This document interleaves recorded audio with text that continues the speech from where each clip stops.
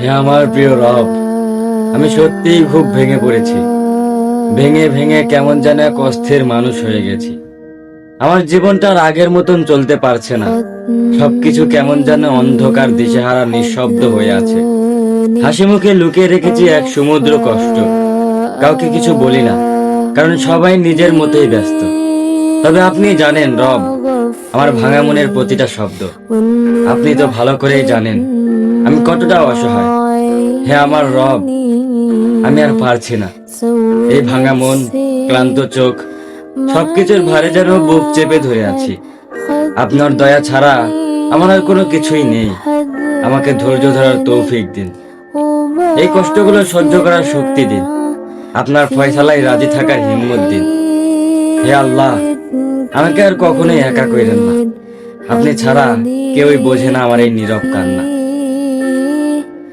كل عيب تبكي